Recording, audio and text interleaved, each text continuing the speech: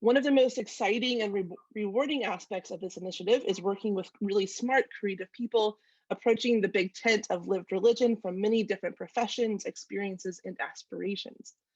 As I hand off the microphone, I get to introduce you to one of these people.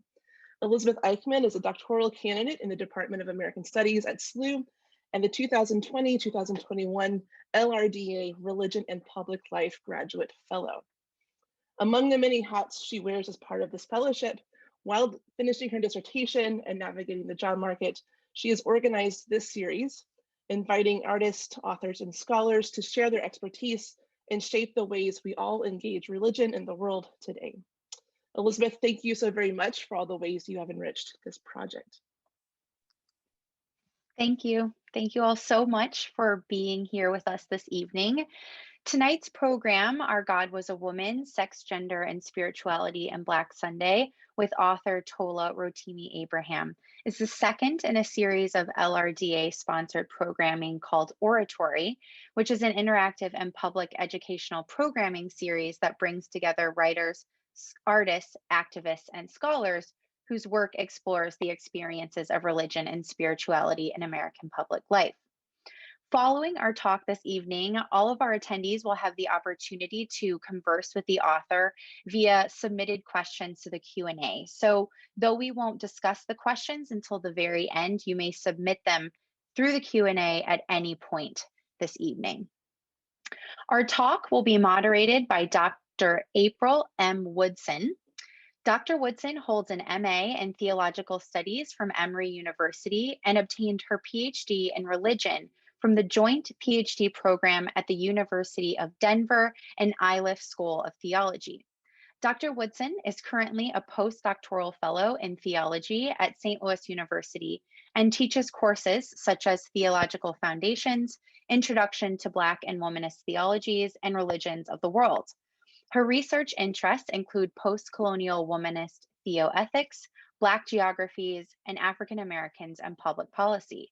Dr. Woodson also holds a BA in Public Policy from Syracuse University and a Master's in Public Administration from American University in Washington, D.C. In 2015, she was ordained an elder in a non-denominational Christian church. And of course, our talk this evening is hosted by Tola Rotimi Abraham, a fiction and nonfiction writer. Originally from Lagos, Nigeria, she lives in Missouri, where she teaches creative writing at the University of Missouri-St. Louis. A graduate of the Iowa Writers Workshop, her fiction and nonfiction have appeared in LitHub, Electric Literature, Catapult, the Des Moines Register, the Nigerian Literary Magazine, and other places. Black Sunday is her first novel. Welcome, Dr. Woodson, and thank you, Tola Rotimi Abraham, for being here tonight. Thank you so much for having me. I guess that this is an event I have been really looking forward to because it crystallizes a lot of the things I was thinking about at the beginning of, while I was writing this book, and even after now that it's been published. It's been out for about a year, and I've received a mixed bag of feedback, and so I think one of the things I would like to do today is to kind of talk about how this book became what it is, like moving from the idea to the first draft to the publication, but also how I accidentally stumbled upon this theme of religion when I started writing a story about loss, about a family's disintegration, and religion just happened to be a part of the reason why this family fell apart, and it shaped the way these children, as they grew up into adulthood, the way they thought about themselves and all of that. So I'm not sure if I'm just supposed to like go right into it right now, but so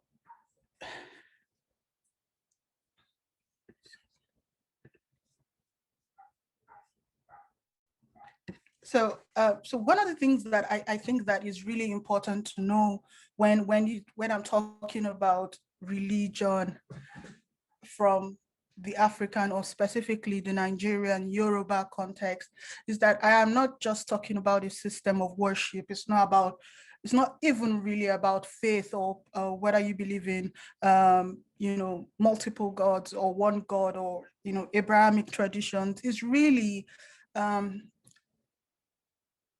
a way to construct society. So religion was not just about worship, it was an educational system among the Yoruba, for example. The trades and skills were tied to the worship of different gods. So if you were an hunter, you probably worshipped the god of iron, and if you were a farmer, you probably worshipped an earth god or something. And if you were a fisherman, you probably worshipped some god who lived in the sea. And so the systems of going from believing in one God or worshiping that God was also connected to the way you learn these trades by becoming an apprentice under someone who was also your spiritual leader. And so connected to an educational system, connected to the system of beliefs and religion is also power structure, right? So because your religious leaders are also the leaders of your skill set, of your trade, or of the space you occupy in society. And so when I began to think about this story in this way, I started to think about what African women were missing right now, because colonization didn't really change faith and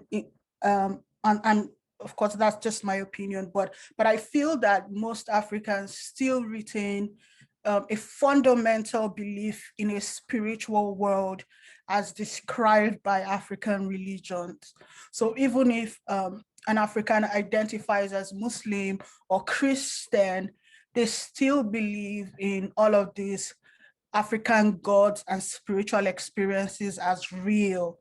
So that's what I mean. I'm not saying that, they are not really, you can't be African and really Christian or really Muslim. What I'm saying is that the concept, the worldview, a spiritual understanding of the world, I do not think that colonization eradicated that. But what colonization was successful in doing was restructuring African society around the colonizers' values. And so, and one example that I like to think about is something that's called the repugnancy doctrine.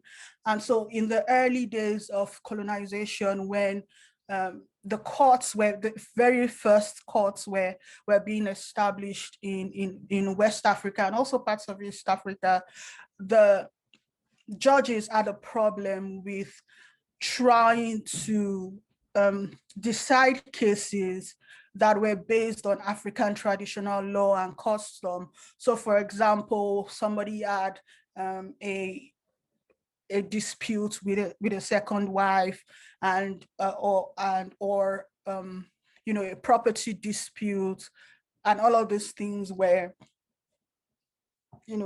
excuse me. All of these societies are the cultural system before colonization. And so one of the ways that the British courts and the courts of the empire decided these cases was around something called the repugnancy doctrine. And so it was a blanket statement that said all African religions and customs are valid and will be enforced by the courts unless they are repugnant to good conscience and natural justice. And so that, I think, was the beginning of this conflict between Africanness and moving forward to the modern world. And I think it's really, at the end of the day, what happened was taking the force of law and pathologizing African spirituality. Because if we are only going to recognize as valid something that isn't repugnant to good conscience and natural justice, it becomes we have taken European values and given it the force of law, and this is the African woman's problem. I think it's a problem of pathologizing African spirituality by saying that what is unusual, is repugnant, is against natural justice, and by breaking down all of these systems and power structures and worship structures that accommodated women.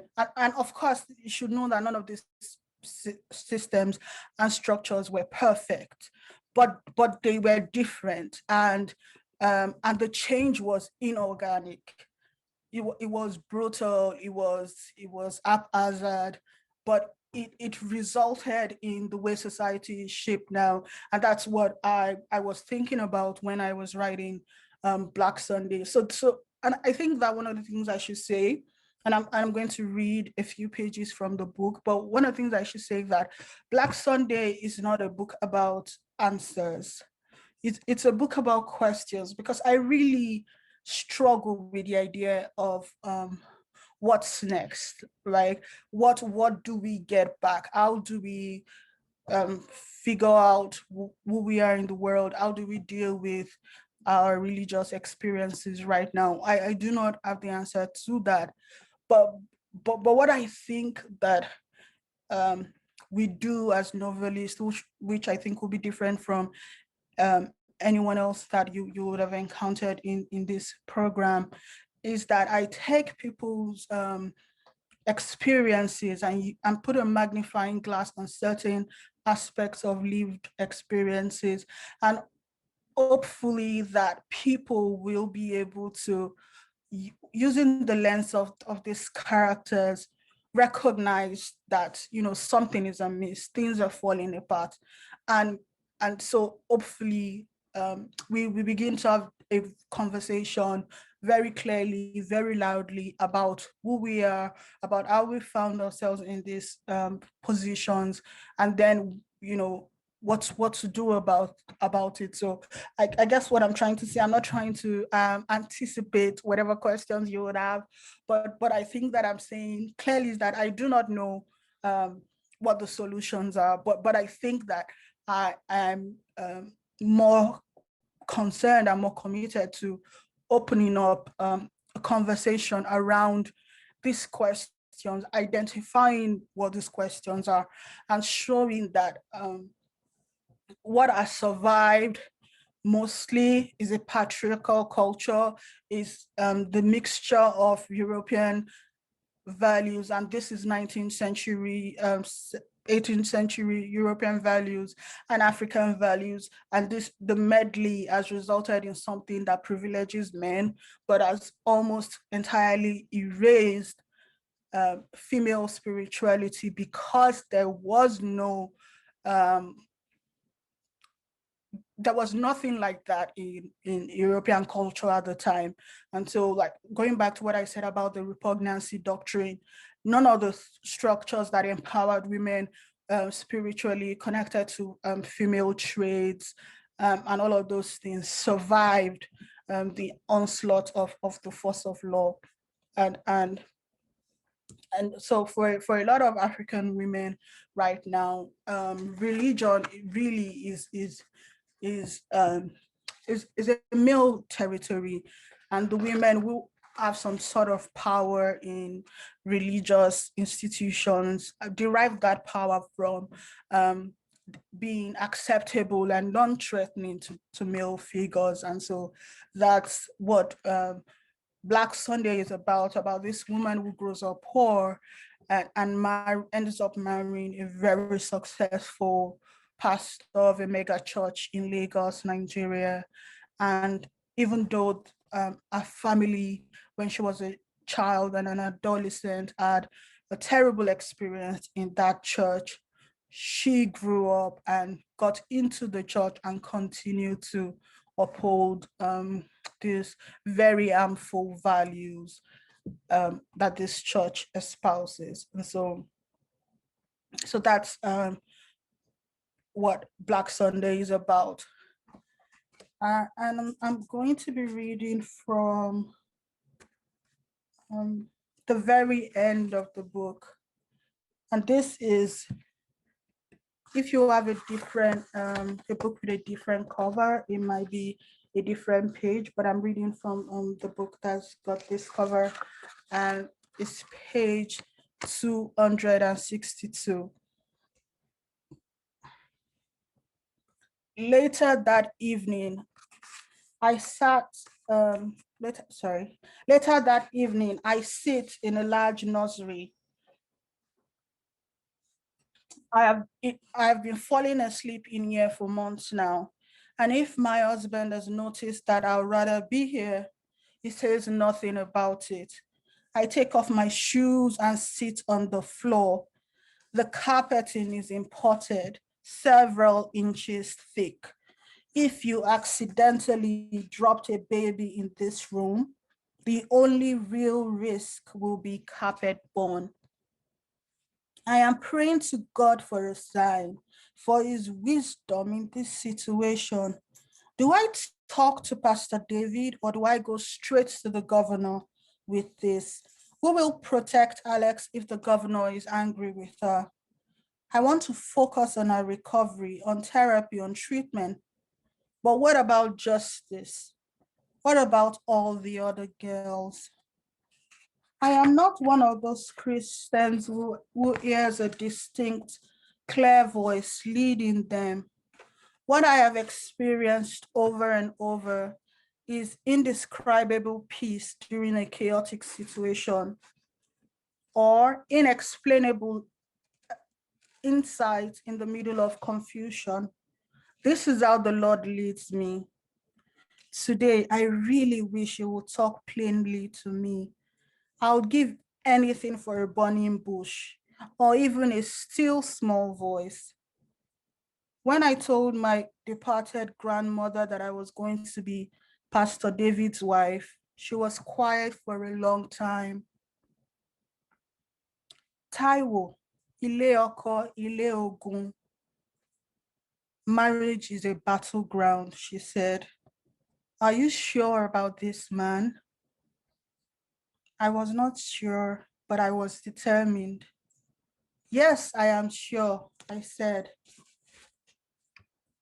The goats and the family whose religion requires a sacrifice of goats cannot be serving the same God. Do you understand me? My grandmother said. Yes, I do, I said. I was lying. It is easy now because she is dead, especially because of the manner of her death, to think of my grandmother with fondness. But she was really just a cantankerous, talkative old woman. Nothing was ever good enough for her. Nothing made her happy except nagging her grandchildren. She was tolerable only when she was telling us stories. She told some weird stories. Most of the nightmares I had as a teenager were because of the stories she told of Olokun, goddess of the vast oceans. Olokun was believed to be the most powerful being on earth.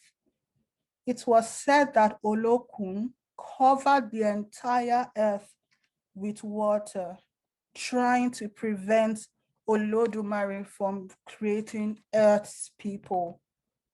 Olodumare had to trick her into giving permission.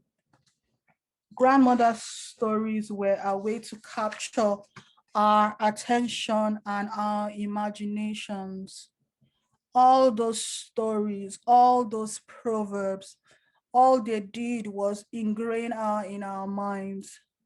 She wanted us to think regularly of her words and her wisdom. It is 3 a.m. when Pastor David comes home. I am lying on the carpet, showered and shaven, pretending to be asleep, everything he likes. He comes into the nursery 15 minutes after I hear him unlock our front doors. It smells like okra soup and palm oil. The women who worshipped Olokun used to be the richest, most beautiful women in grandmother's village in Ondo. Not just Ondo, but all the villages along the Atlantic Ocean had Olokun priestesses. She gave them beauty, wealth, and honor. They were covenant protectors of our waters and life forms. They did not eat anything from the ocean. They protected our waters from pollution. They did not bury their dead in the sea. They did not allow villagers to eat baby fish. Are you ovulating? Pastor David asked, lying next to me on the carpet. No, I say, I checked. Well, is there a difference really? Pastor David says. He is leaning into my knees and it hurts. According to my grandmother, Olokun worship declined because of the transatlantic slavery. Women were afraid to worship the ocean because she punished her daughters severely for desecrating her. All the mothers in the village by the ocean wanted to be free to tell their children, run into the ocean if you see the white men coming. If they catch you, jump into the sea. But if you worshipped Oloku, you could not dare do that. I had many nightmares that I was captive on a slave ship and that people were jumping to my right and my left, but I would not, I could not. I did not want to offend my mother's goddess. Pastor David's breath is like steam on my neck. I wipe the invisible vapor. He does not notice. He is carrying on. I repent for all the times I wished Pastor David had a girlfriend. I repent for all the times I wished he came home every day spent and with no interest in me. Pass me that little pillow, mommy, he says to me. He calls me mommy in faith. In faith, someday soon, when the Lord wills it, I will get pregnant and carry you to term. It is easy to dismiss the truth contained in stories due to the limits of point of view. How can I accept the stories my grandmother handed down to me? None of my grandmother's ancestors could tell why captured Yoruba children jumped or didn't jump. Those stories were lost to them as they are to me, trapped on the other side of the ocean in the stomachs of their stolen children.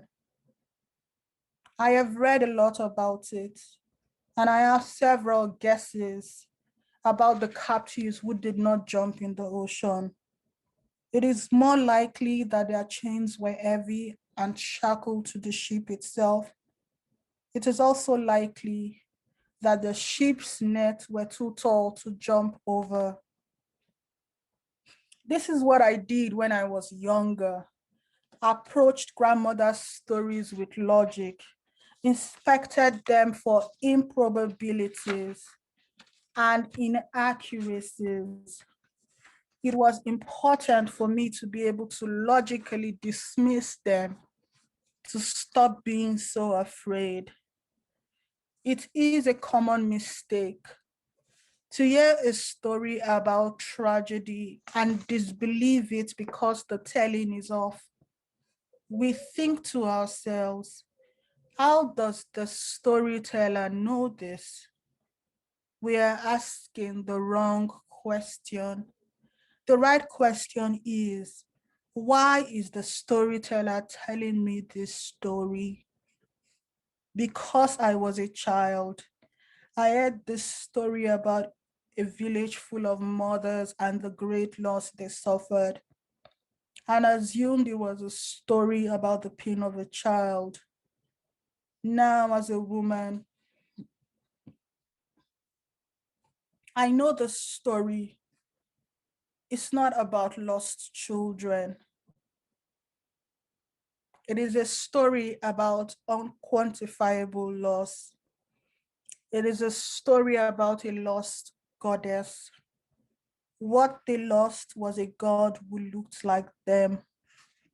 What they lost was the belief in an omniscient, omnipotent female spirit. Now look at this. All of us are condemned to serving these male gods and their rapacious servants.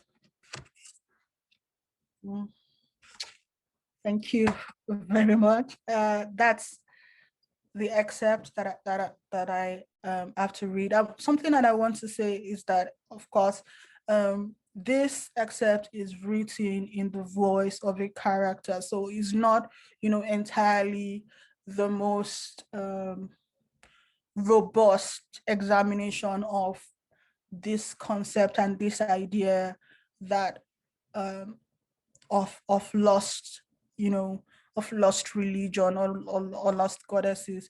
But what I want to add to this is that the idea behind the goddess Olokun is a lot, richer than what the story is dealing with.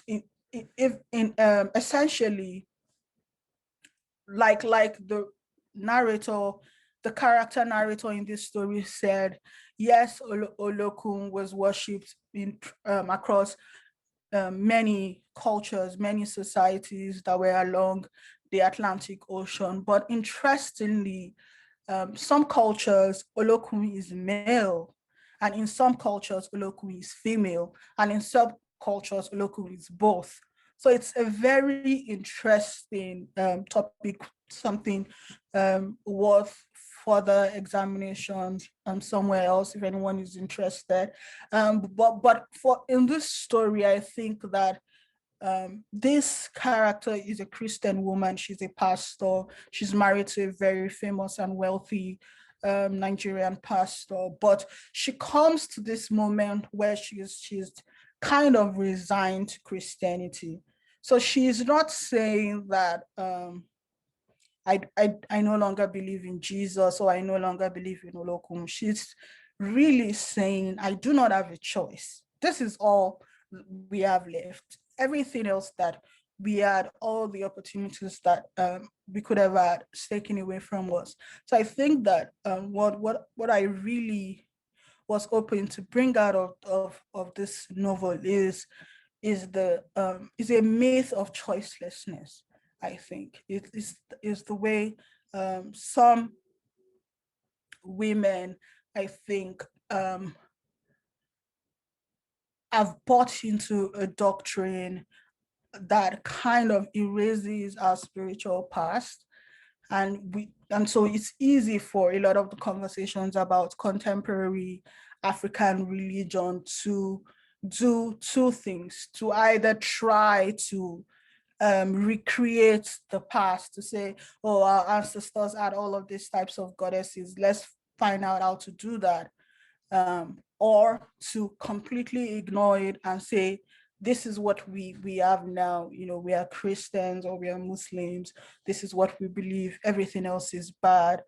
And so I think what I am hoping for is a more purposeful investigation into religious practices.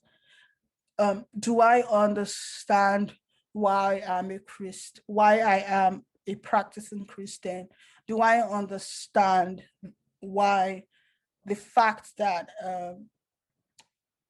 it's a religion of Father, Son, and Holy Spirit? Do I understand how that has shaped my society, my knowledge of self?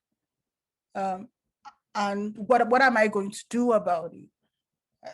And so that's what Black Sunday is all about. Thank you very, very much.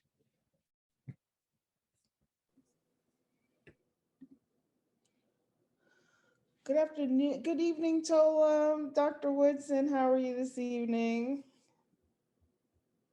I'm gonna react as they've given me the opportunity to do. I hope we can dialogue about some of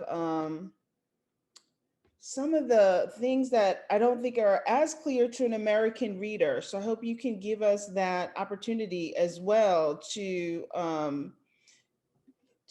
both dialogue about what you hoped for the American reader and particularly the African American woman who may be a Protestant, practicing Christian, as I am myself. I found it interesting that you use this term, which I'll probably focus in on the most, the myth of choicelessness. I love that. I love that it sums up for me actually what I completely saw throughout the book. The narratives of the women are ones that I hope we can dialogue about, but certainly ones that I think strike me dearly, not just in their intersection with religion and their choices around the men they are associated, willfully or not, connected to, but how they choose to live out those connections, short term, long term, and somewhere in between. But I found it interesting that you also brought to the forefront the doctrine of repugnancy. I was not familiar with that. So that actually added a whole lot to my understanding of this particular area of the world and some of the colonizers, as you said, brutal, tragic ways of using religion and doctrines, their doctrines, largely rooted in Christianity, right? And then coming into a place to colonize people in ways to give them their God, this male God, as you've mentioned, Father, Son, Holy Spirit, and how knowing as an African American woman how that's played out in Southern traditions of Christianity through the slave experience. So I wanted to ask you a little bit about these narratives of choicelessness. Do you think they're all tragic, or do you see any of them as redeemable? Or were the readers supposed to have that when they finished the book? Because I like that you said that it was not a book about answers, but more about asking more questions. So tell us what you were thinking the readers should think about the narratives presented: hopeless or hopeful? Uh, I don't know. I think I was feeling a little more hopeless when I was writing it, but I'm hoping that I'm a big believer in that 50% of the cure is asking the right question. So I think that what I really I'm hoping readers get from this book, especially non-African readers, American readers, especially people of the African diaspora, they realize that this rootlessness we feel in Christianity is not accidental. It's that it's man-made, it was brutally enforced, and then we can't begin to renegotiate a Christianity that acknowledges the past. And I think that that's a really big thing for me, because a lot of the work I'm doing now in researching my second book, I'm actually trying to research, the very earliest Christian converts in Nigeria, in Yoruba culture, because I'm trying to understand why the people excuse me, the people who deliberately, accepted Christianity, why they accepted Christianity, and what negotiations in lifestyle did they do to make Christianity fit their life. And I'm hoping that that will be more a book about answers, because personally, I feel very, I consider myself Christian. You know, um, I've been Christian all my life, and I come from a family that was one of the very first Christian converts in my part of the country, and that's how we got our last name actually. But but I think that's what I think. I think this is like a beginning of a conversation, to realize that the way we practice Christianity, I think, in some ways, is hostile to who we are.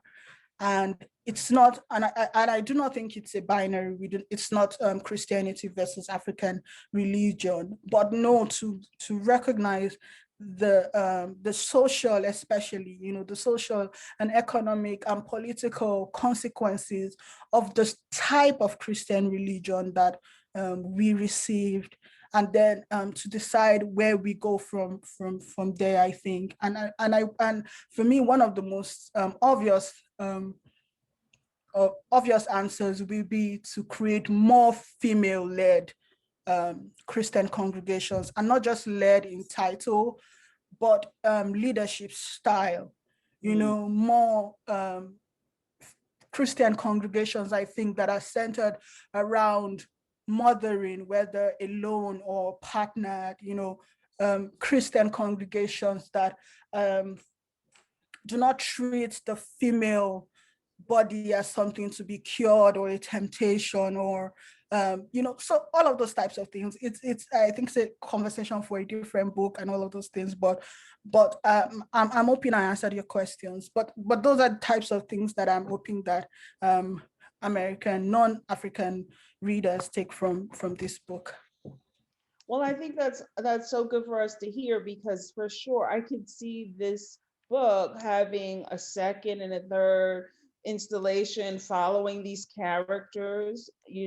These narratives of these women particularly interest me because, as you mentioned, the change of the colonizer coming to that part of the world as inorganic. I love that word, inorganic, such that we know that the structure, as you say, the structure has changed, and it was brutal. That was also your word. And that the very doctrines would be called repugnant doctrines, right?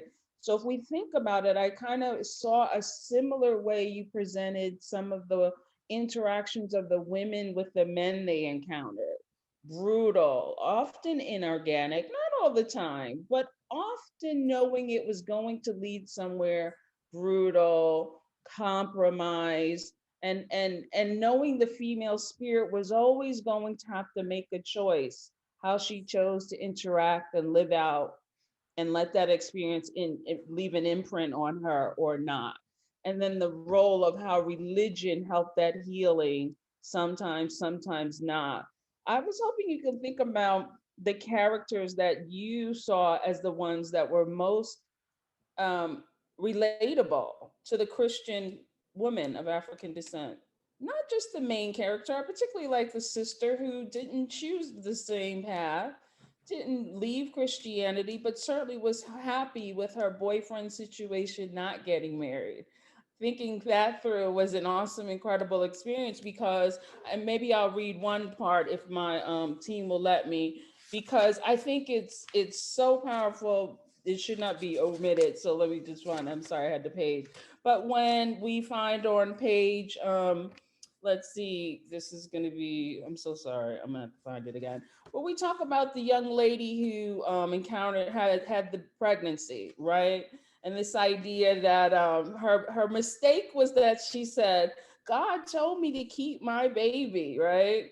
And so that's such a powerful, I'm on page 254.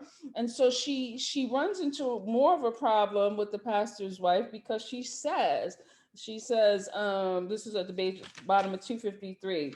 I can sympathize with her situation, except that she's crossed the line with the God told me to keep my baby talk. The kind of girl to fuck a married man is the kind of girl who gets a compulsory abortion. This is Legos, not El Dorado. There is no happily ever after for her here. I just had to applaud you for that, because to know the church, to know some of the frailties of the church, to know that behind closed doors, right, there are compulsory consequences, right? And how those are known within those circles, but the ones that come in and fall prey to the happily ever afters are the ones that pay the price, I think, for this religion to be successful. Just wanted to hear your thoughts on that Yeah, character. excellent. Absolutely, I agree with you 100%. Like the nuclear family, husband, wife, a couple of children that this European style Christianity likes to portray. I think women will find that single women and single girls like the one that you just read about, they pay the consequences to create for that myth, Yeah. to be created. And so I think that I was also being very blunt about my experiences with Christian women in leadership, and that's why I was saying it's not just that we want Christian women in leadership. It's that we have a different type of leadership, because it's so interesting to me how so many Christian women I know are some of the most brutal enforcers of these types of things, and they are so consumed by it's not just patriarchy, but it's also a religious zeal to, how dare you try to call yourself, a Christian if you haven't sacrificed all of these things. And you can't be a Christian if you are raising a child alone. I've got to put you in your place every Sunday when I meet you. All of those types of things. So I think that, yes, absolutely, this is also what the book is about. We can be all victims, and I think to an extent all of us are victims of this system, but it's possible for a person to be both a victim and also be inflicting violence on other people within the same system. And I think I wanted to point that out as well. Absolutely. You did such a great job. I realize that you and I can talk forever. I'm going to let Elizabeth take back the screen and then open up Q&A with everyone.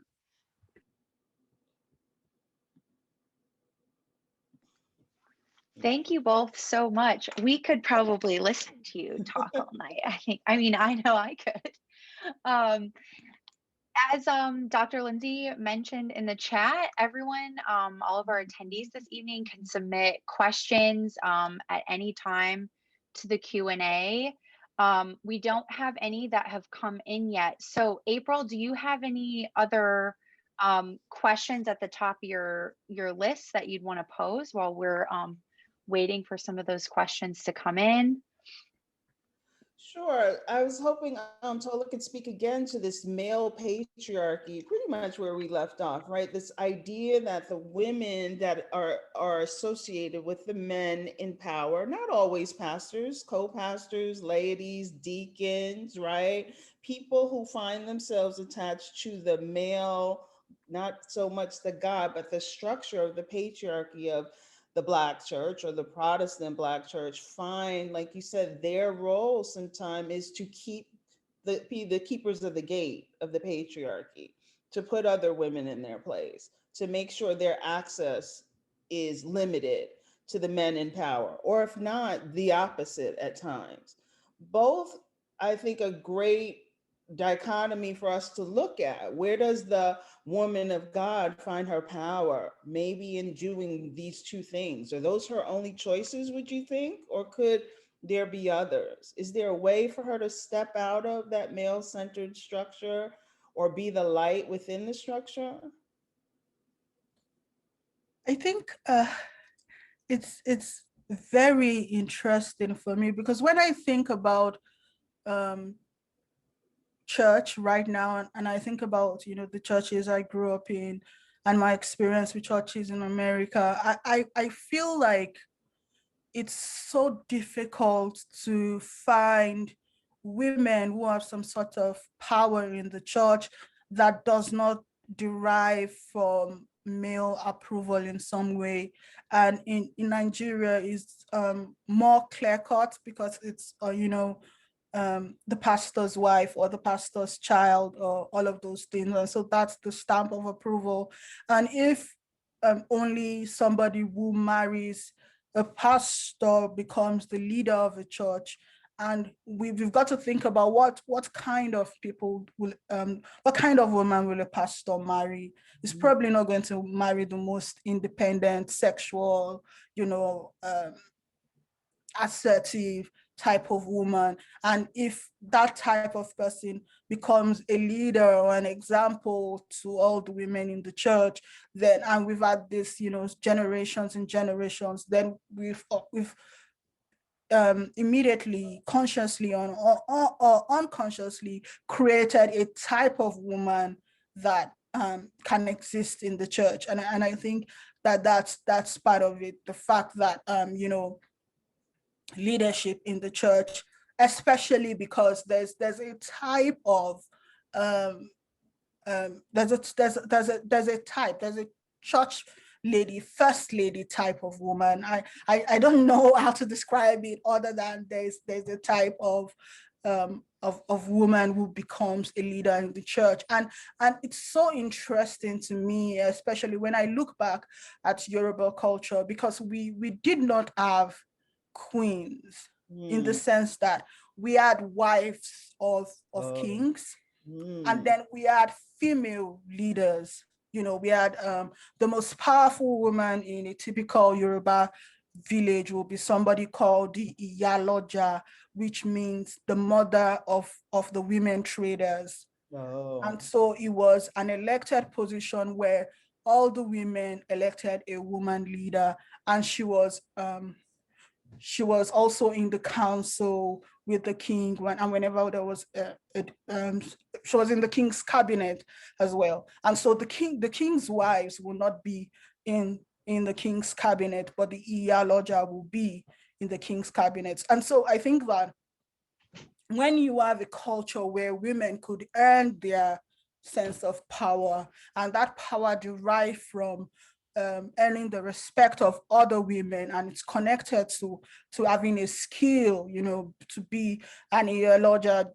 Generally, we're probably one of the richest or the most successful traders in your city or your village at that time. And so the idea that female power could be something that women decide. This is somebody we can trust to lead us. This is somebody we can trust to prioritize our needs. And also something else, when you think about the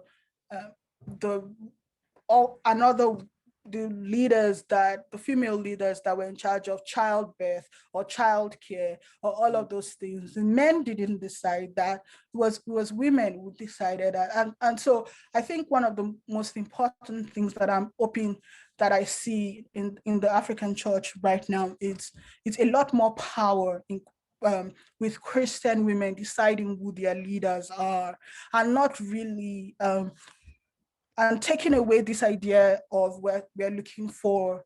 It's not women who are considered conventionally attractive or who they are married to, or all of those things, but the way they make us feel as women, the knowledge they can give us as women, and so I think so that's just an example, I think, of how I think there might be a very direct way to deal with religion and patriarchy right now. Okay. I think there's a question in the chat. I'm going to read it. Okay, Tola, and then you let us know what you think.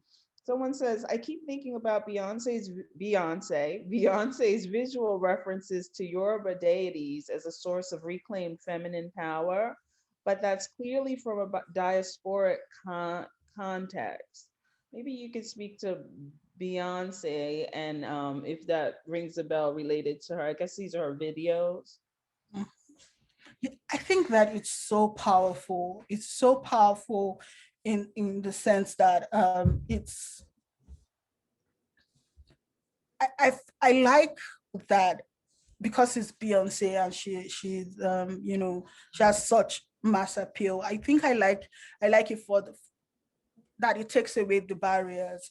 For me, I think it feels like this can belong to anyone. It can be a symbol for anyone who is searching for something like that. And I also like that it's not some type of binary, and I, again, that people feel you have to you have to choose this or this. It's just, we have to understand that we derive from several sources. We contain multitudes, like the quote says, and I like that about the Beyonce's videos. I really like that and I think it's really also important if people watch that and then they decide to go and do more research to see what are these things referencing, and so they get a sense of, because like I was saying, religion isn't just about faith, but Absolutely. it tells you about, how the people who came before you taught their views of the world,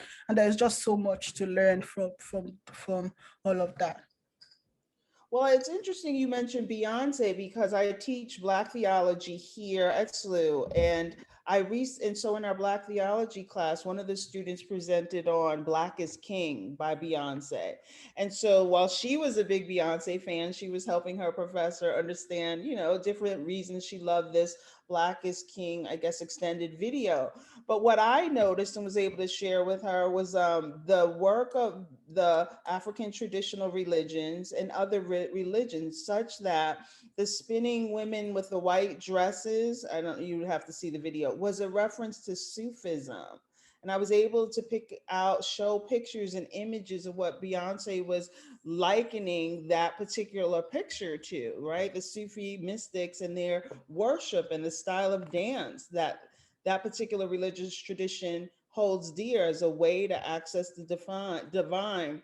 And while they were surprised that Beyonce even thought of introducing a form of Islam, thought about African traditional religions, as we just mentioned, it made them open their eyes even bigger to the idea that the Black experience, the diasporic experience, is not just the televangelist on Sunday, or, maybe what they know as a very deep-rooted Protestantism here in America, but it could bring a different image the next time they think about religion for African people. So I was just really excited to have that opportunity in Black theology to talk about other religions that have been very much part of our experience. And we should keep that in mind and not be myopic in how one accesses the divine.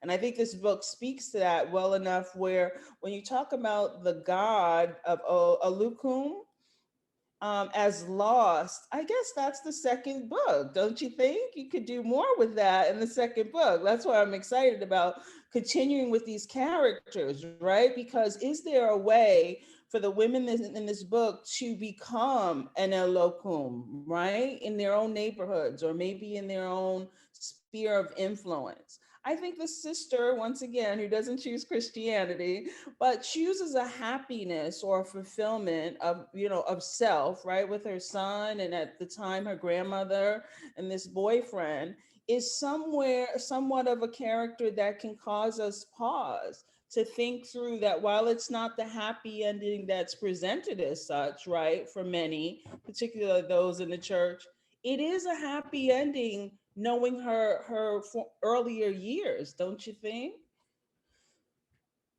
I absolutely agree. I think a life of self-determination, I think that's the happiest ending you could get, and the fact that she finally is in a place where she feels, I am making the choices for my life, I decide what happens next. And I think that's more important than whatever the decision actually is. So whether she decides to get married, whether she decides to never be in a relationship, again, I do not know. But I also think that it's very important to see where how far it goes, because I'm trying now, and again, I'm just reading up, and there's so many people who are doing a lot more of, being young women, embracing African traditional religion in its purity.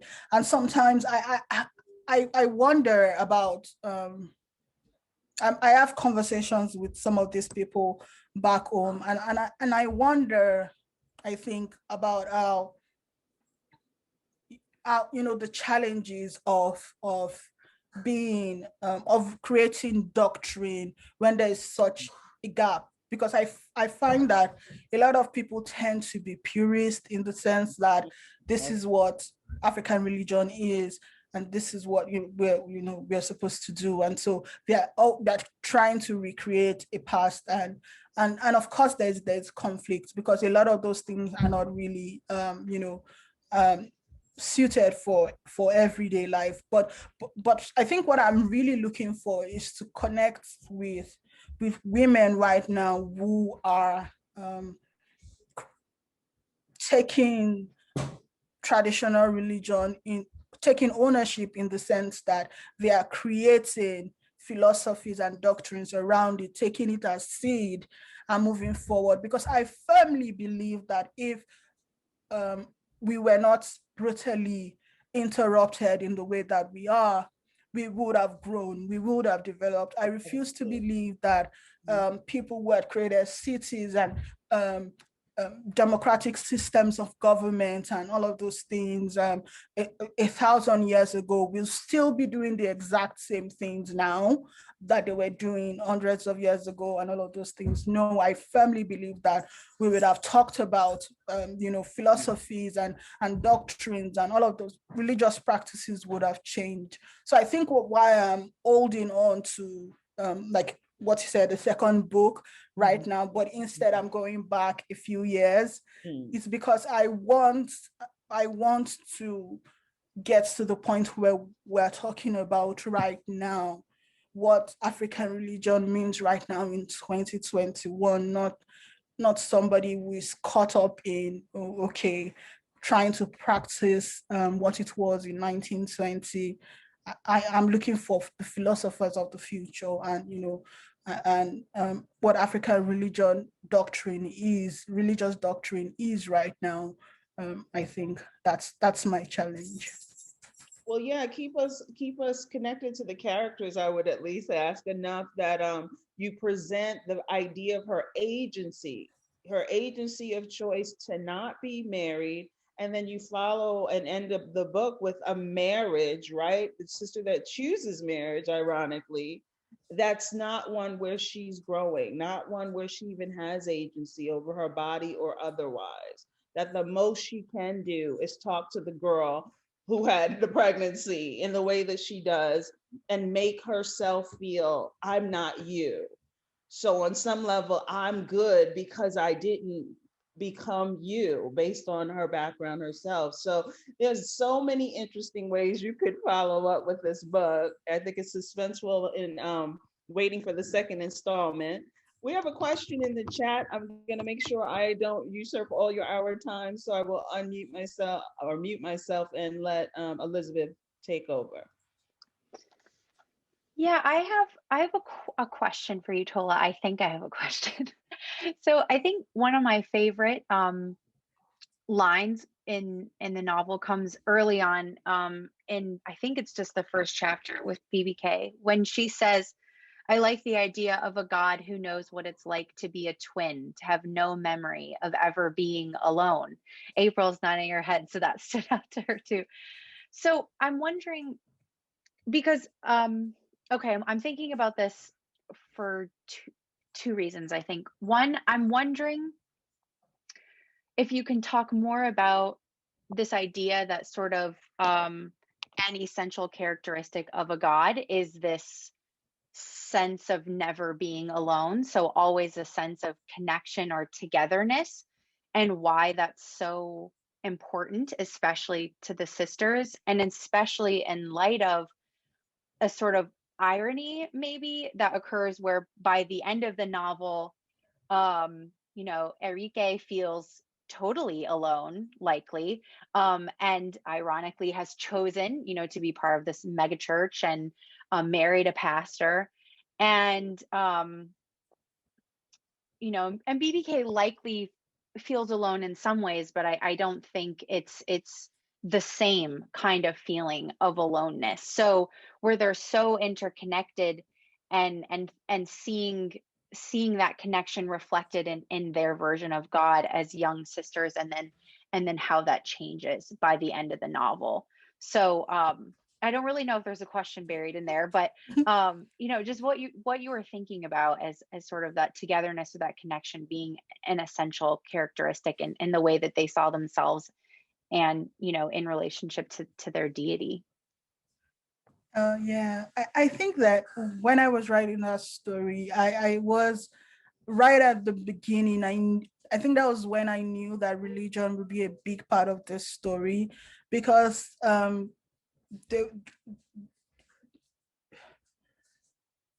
to make sense of who you are in the world, I think we all borrow from different sources.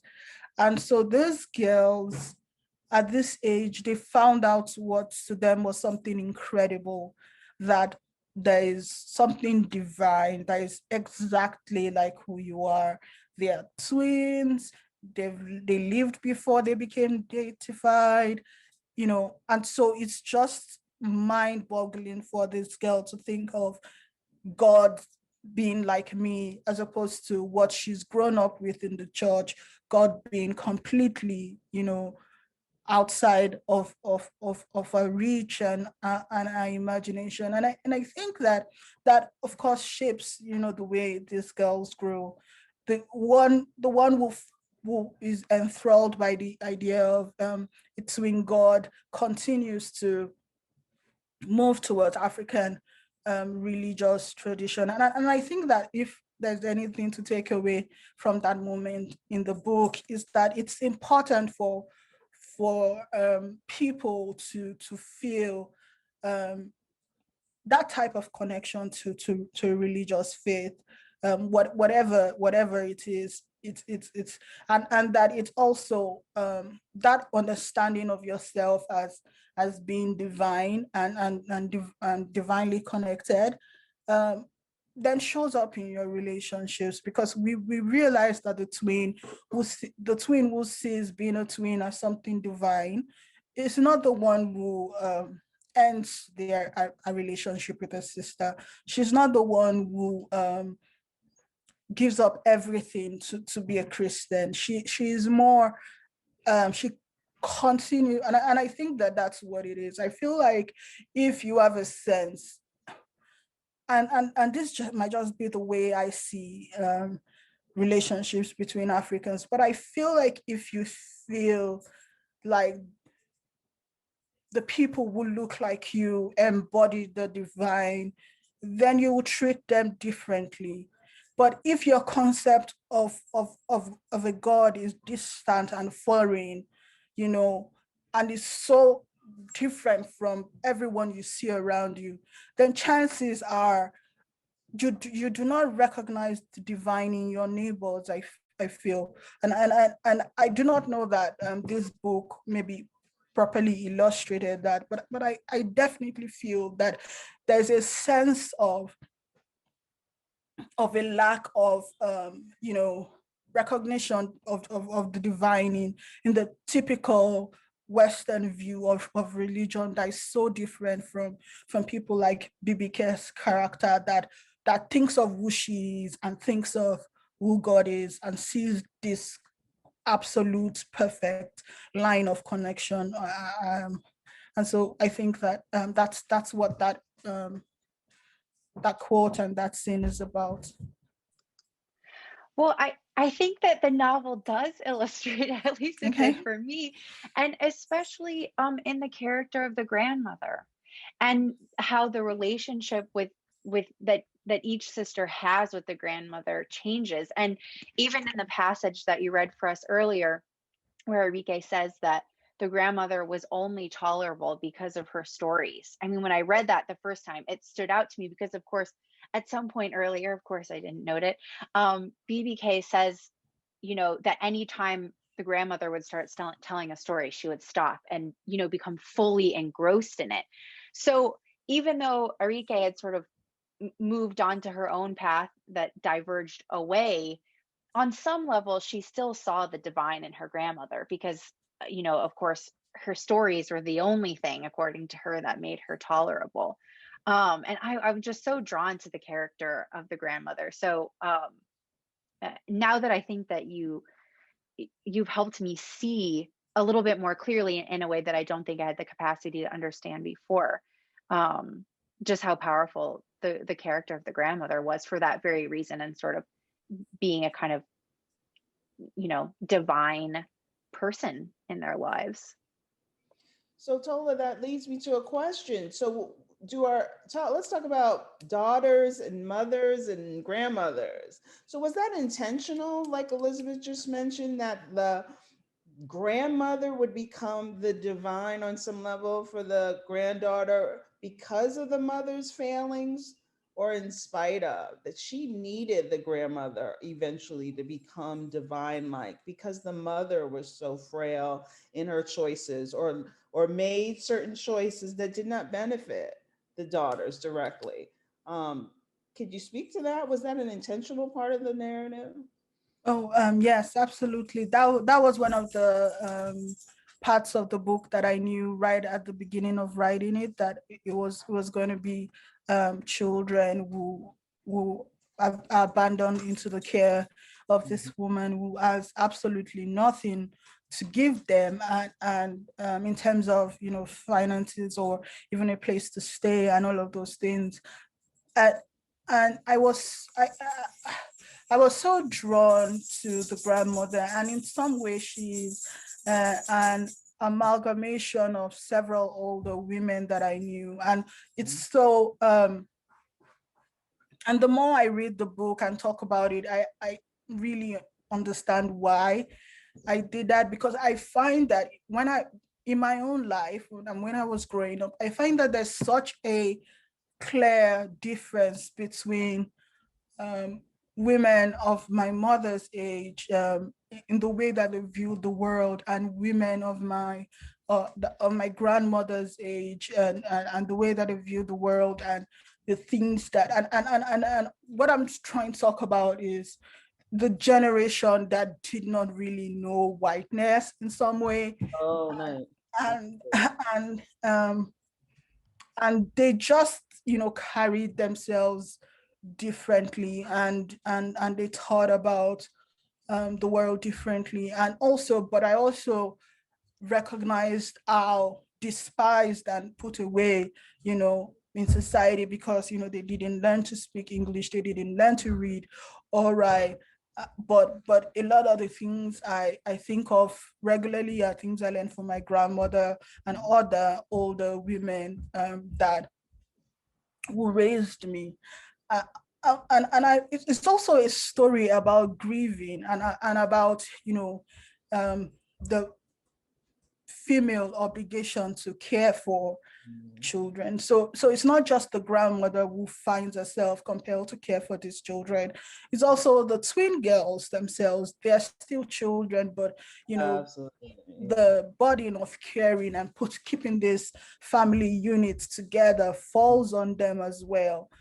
And so it's just also my way of showing that while we may be different, while the language we communicate in or thinking, while the gods we worship may fundamentally change, but our place in society, and the way what society demands of us is unchanged. And so what do we do with that? I think it's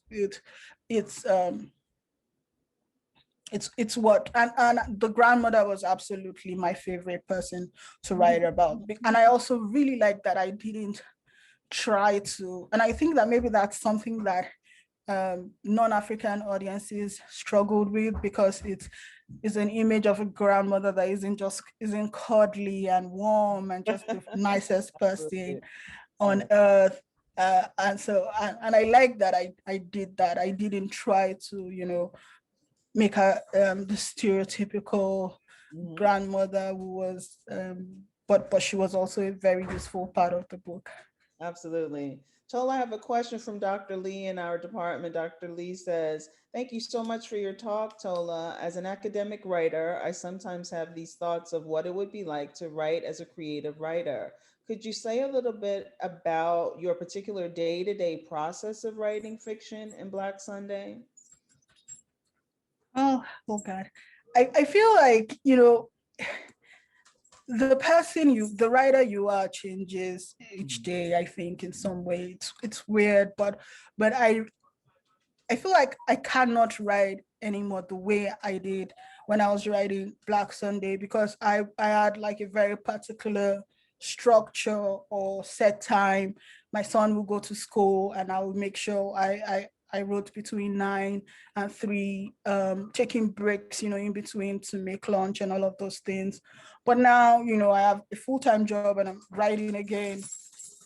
I spend a lot more time thinking, and when I have an idea, I go write a few words. But I think that one of the things to do is to realize that I don't know, writing is a continuous process. I think that's all I can say. It's more than words on the page. I feel that so strongly. It's more than words on the page, but also it's the fact that it's a series of choices. Is who's going to be the narrator, where is this going to be set, all of those things. And it's difficult and it can be difficult and overwhelming if you overthink it. It's super easy to overthink every single decision on the page. But I don't know. This is a very difficult question for me to answer, because I really feel like my process is so different now. I'm, still trying to figure out what kind of writer I am. But and I think I wrote Black Sunday right after I graduated from my MFA. And so I was still in that mode, and it was so much easier to write a book then, I think. Well, before I turn it over to Elizabeth, let me just ask you one other thing about your skillfulness as a writer. And you did this absolutely outstanding in that Black female embodiment in this place in the world, being one of vulnerability. And you do that so beautifully without ever saying words like assault, sexual, sex, me too, right? You don't even go into any of that language that maybe the American reader is consumed with, right? You absolutely go in these scenes where you know that something is happening that's not good. You hear the character's voice, and yet it's it's more of a vapor in the text, without just blasting to you that this awful thing's happening to these characters, sexually and otherwise, sexually, brutally, sexual advances that are unwanted. You do it in a way that I said, wow, she was very thoughtful in those particular scenes. And I just wanted to applaud you for that, in a way where Americans are so consumed, I think, language that leads us to a different picture. While we can picture it in our minds, I think that's a better way of why we read instead of we visualize so much. But this book helped us find a way to lighten maybe those harshness of the experiences of the female body. So thank you for that. I'm gonna ask, oh, I don't mean to cut you off. Go ahead, sorry. Oh, I just want to say thank you for saying that. Thank you. Yeah, I'm gonna let Elizabeth wrap us up, and I think there may be some other questions. Tola, it was a pleasure. Thank you so much for spending some time and allowing me to ask you some questions. Yes, thank you both so much for being here, and thank you all for attending. We hope that you enjoyed this richly engaging discussion. I'm so appreciative of you, Dr. Woodson, for being here to moderate, and of course, you, Tola Abraham, for being here this evening and reading with us and sharing more about your process. It was just wonderful. So we invite all of you here to attend our final event in the oratory series, which is happening next Thursday evening. It's called Reclaim Your Own, a genealogy of Black Muslim fashion in the United States. And in addition, we'd like to remind all of those of you who are St. Louis University students, faculty, or staff that you're entitled to a complimentary signed copy of Black Sunday. And to claim yours, you can submit your information in the link sent just now in the chat. So we all hope that you have a wonderful evening. Thank you so much for being here, and we'll see you next time.